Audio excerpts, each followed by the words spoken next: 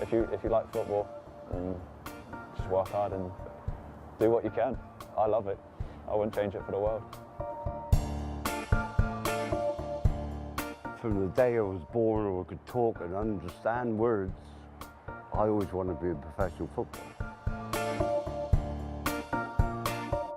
And I can honestly say, having been a lot of clubs, I've never found a camaraderie like we have here.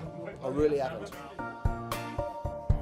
You know, if I'm away watching a game, the first team you look for is Exeter. When I was on the Football League, you know, how did Exeter get on? Anybody know how Exeter got on? Yeah. To see the players walk out and that game actually started is a personal sort of high.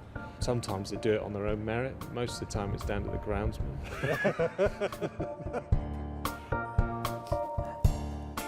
It's the supporters really that make this club, because without them there would not be any Exeter City.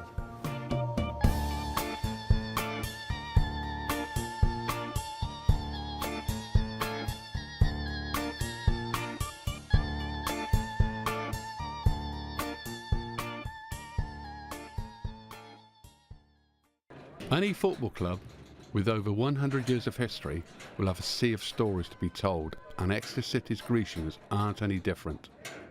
Like any Greek tale, there will be both tragedy, stories of love, lost and won battles, but mostly there will be stories about pride. These are the Grecian voices. In 1914, the English Football Association received a request from South America to send over a typical English professional football team to help promote football in Brazil and Argentina. Up for the challenge was Exeter City Football Club. With just 15 players under chairman Michael Maguey, they set off from Southampton docks heading for a great adventure. After the 3-week-long sea journey, Exeter City started their tour with matches in Argentina. The team then returned to Brazil to play what was considered the first professional football game in Brazilian history. To meet the standard of Exeter City, the Rio de Janeiro team had brought in reinforcements in the form of 4 players from the rival São Paulo club. From a Brazilian point of view, the encounter with Exeter City served as a dry run for the first international to take place later that year.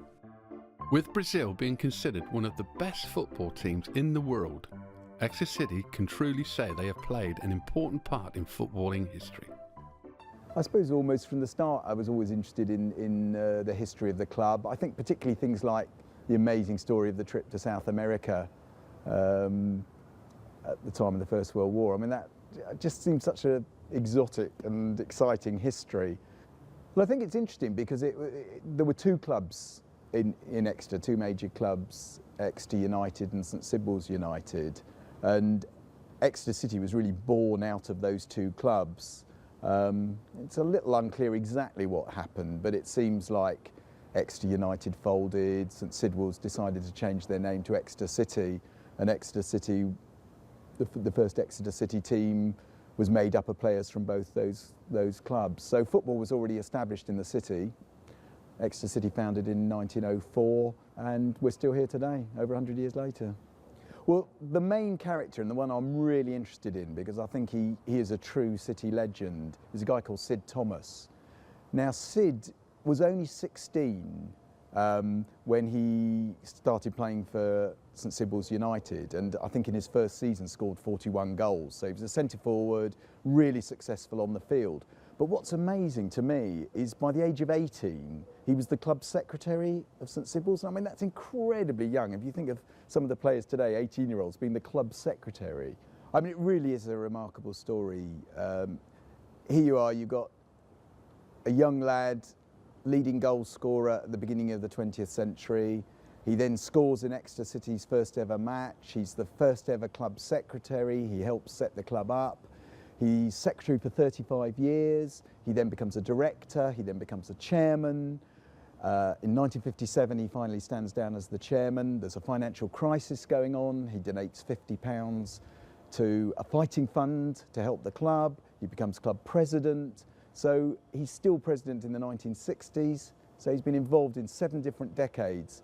That, by any stretch of the imagination, is a city legend. And I think Sid Thomas was a real city legend.